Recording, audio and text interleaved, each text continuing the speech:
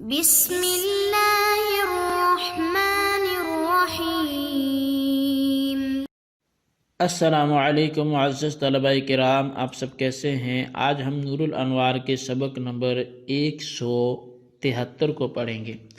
آج کے ہمارے سبق کا عنوان ہے مخصص معلوم و مجہول کی مثال۔ آج کے ہمارے سبق کی عبارت وَنَظِيرُ الْخُصُوصِ الْمَعْلُومِ وَالْمَجْهُولِ سے شروع ہوتی ہے۔ آئیے سب سے پہلے عبارت پڑھ کے اس کا ترجمہ کرتے ہیں اور اس کے بعد باقاعدہ سبق کی وضاحت کی طرف بڑھتے ہیں۔ مصنف علیہ رحمہ لکھتے ہیں وَنَظِيرُ الْخُصُوصِ الْمَعْلُومِ وَالْمَجْهُولِ قَوْلُهُ تَعَالَى وَأَحَلَّ اللَّهُ الْبَيْعَ وَحَرَّمَ الرِّبَا، اور خصوص معلوم اور مجہول کی نظیر وہ اللہ تعالیٰ کا فرمان ہے کہ اللہ نے بے کو حلال کیا اور ربا کو حرام کیا۔ فَإِنَّ الْبَيْعَ لَفْظٌ عَامٌ لِدُخُولِ لَامِ الْجِنْسِ فِيهِ، پس بے شک جو لفظ بے ہے یہ عام ہے اس میں لام جنس کے داخل ہونے کی وجہ سے۔ وَقَدْ خَصَّ اللَّهُ مِنْهُ الرِّبَا، اور اللہ نے اس سے ربا کو خاص کر لیا۔ وَهُوَ فِي اللُّغَةِ الْفَضْلُ، اور ربا لغوی طور پر زیادتی کو بولتے ہیں۔ وَلَمْ يُعْلَمْ أَيُّ فَضْلٍ يُرَادُ بِهِ، اور یہ بات تو معلوم نہ ہو سکی کہ یہاں سے کون سی زیادتی مراد ہے۔ لِأَنَّ الْبَيْعَ لَمْ يَشْرَعْ إِلَّا لِلْفَضْلِ، اس لیے کہ بے تو مشروع ہی زیادتی کے لیے ہے۔ فَهُوَ حِينَئِذٍ نَظِيرُ الْخُصُوصِ الْمَجْهُولِ، تو پس یہ اس وقت جو ہے وہ خصوص مجہول کی مثال بنے گی۔ ثم بينه النبي علیہ السلام بقوله الحنطة بالحنطة والشعير بالشعير والتمر بالتمر والملح بالملح والذهب بالذهب والفضة بالفضة مثلا بمثل يدا بيد والفضل ربا۔ پھر اس کو نبی علیہ السلام نے اپنے فرمان سے بیان فرمایا کہ گندم گندم کے بدلے میں، جو کے بدلے میں، کھجور کے بدلے میں، نمک کے بدلے میں، سونے کے بدلے میں، چاندی کے بدلے میں، یہ سر بسر ہو، ہاتھوں ہاتھ ہو اور برابر ہو، اور جو اس پر زیادتی ہوگی وہ سود ہوگی۔ فَهُوَ حِينَئِذٍ نَظِيرُ الْخُصُوصِ الْمَعْلُومِ، تو پس یہ اس وقت خصوص معلوم کی مثال ہوگی۔ وَلَكِنْ لَمْ يُعْلَمْ حَالُ مَا سِوَى الْأَشْيَاءِ السِّتَّةِ الْبَتَّةً، لیکن ان 6 چیزوں کے علاوہ کی حالت کا علم یقینی طور پہ معلوم نہ ہو سکا۔ وَلِهَذَا قَالَ عُمَرُ رضی اللہ عنہ خَرَجَ النَّبِيُّ عَنَّا وَلَمْ يُبَيِّن لَنَا أَبْوَابَ الرِّبَا أَيْ بَيَانًا شَافِيًا، یہی وجہ ہے کہ حضرت عمر فاروق اعظم رضی اللہ تعالیٰ عنہ نے فرمایا کہ نبی علیہ السلام ہمارے درمیان سے تشریف لے گئے، حالانکہ آپ نے ربا کے ابواب کو ہم پر واضح نہ فرمائے، یعنی کہ بیان شافی کے طور پہ کہ جو شفا بخش بیان ہو وہ ہم نہ سن سکیں۔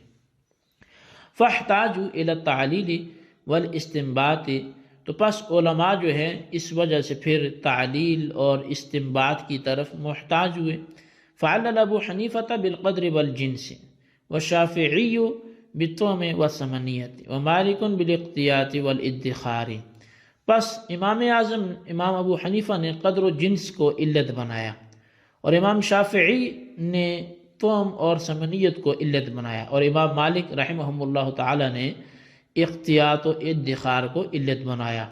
فعمل کل بمقتضى تعلیلہ فی تحریم اشیاء و تحلیل اشیاء علی ما یأتی فی باب القیاس انشاءاللہ تعالی، تو پس ہر ایک امام نے اپنی تعلیل کے مطابق اشیاء کو حرام قرار دینے میں اور اشیاء کی حلال قرار دینے میں اپنی تعلیل کے مطابق عمل کیا، جیسا کہ یہ قیاس کے باب میں انشاءاللہ تعالی آئے گا۔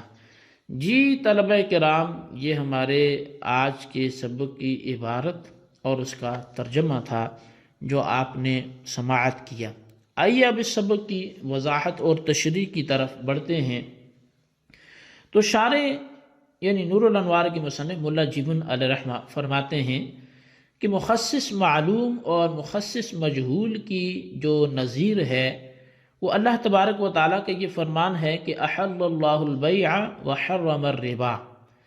یہ اس طور پہ کہ آیت میں لفظ البیع یہ لام جنس کی وجہ سے عام ہے، یعنی علی الاطلاق ہر طرح کی بے حلال ہے، لیکن حرم الربا کے ذریعے اللہ تعالیٰ نے بے ربا کو خاص کر لیا، یعنی بے ربا یہ حلال نہیں ہے بلکہ حرام ہے۔ اور لغت میں ربا کے معنی کو اگر دیکھیں تو وہ زیادتی اور فضل کے معنی ملتے ہیں، یعنی فضل کا معنی بھی زیادتی ہے۔ اب مطلب یہ ہوا کہ اللہ تعالیٰ نے بے کو حلال کیا اور زیادتی کو حرام کیا۔ اب یہ معلوم نہیں کہ حرم الربا میں کون سی زیادتی مراد ہے، کیونکہ بے بھی تو زیادتی اور نفع ہی کے لیے مشروع ہوئی ہے، اس لیے یہ فضل مجہول ہو گیا، یعنی یہ جو زیادتی حرام ہوئی ہے یہ مجہول ہوگی۔ اور حرم الربا بیان وارد ہونے سے پہلے مخصص مجہول کی نظیر ہوگا۔ اب نبی علیہ السلام نے پھر قدر سے، یعنی اس کی کچھ قدر تفصیل آپ نے بیان فرمایا، اور 6 چیزوں کے بارے میں آپ نے حکم فرمایا کہ گندم، جو، چھہارا یعنی کھجور وغیرہ، نمک، سونا، چاندی، ان کے بارے میں فرمایا کہ ان کی بے اگر انہی کی جنس کے عوض کی جائے، مثال کے طور پر گندم کی بے گندم کے ساتھ ہو تو دونوں عوضوں کا کیل یا وزن کے ذریعے مقدار میں برابر ہونا یہ شرط ہے، جیسا کہ مثلا بمثلا سے ظاہر ہے، اور دونوں عوضوں پر مجلس عقد ہی میں قبضہ کرنا بھی شرط ہے، جیسا کہ یدم بیدن سے یہ بات ظاہر ہے۔ بہرحال اس حدیث سے مذکورہ 6 چیزوں کے بارے میں معلوم ہوا کہ فضل سے مراد کیل یا وزن کے ذریعے مقدار میں زیادتی ہے، یعنی مذکورہ 6 چیزوں میں مقدار کی زیادتی کا نام فضل اور ربا ہے، اور یہ حرام ہے۔ بس اس حدیث کے بیان کے بعد، یعنی اس حدیث کے بیان واقع ہونے کے بعد اس آیت کے لیے حرم الربا اور احل اللہ البیع کے لیے یہ جو دوسرا لفظ ہے نا حرم الربا، یہ احل اللہ البیع کے لیے مخصص معلوم کی نظیر ہو جائے گا۔ اب شارح فرماتے ہیں کہ حدیث میں چونکہ صرف 6 چیزوں کا ذکر ہے، اس لیے ان 6 کے علاوہ کا علم یقینی طور پر معلوم نہ ہو سکا۔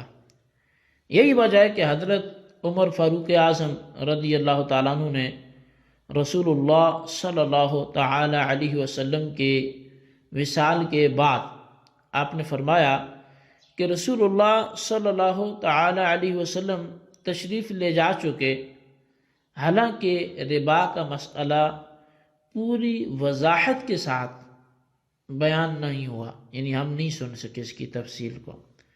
تو مسئلہ ربا کے ایک مخفی رہ جانے کی وجہ سے ہی ائمہ حضرات نے ربا کی علت کا استنباط اور استخراج کیا، یعنی اس کی کوئی علت ڈھونڈنے کی کوشش کی کہ اس کی علت کیا بنے گی۔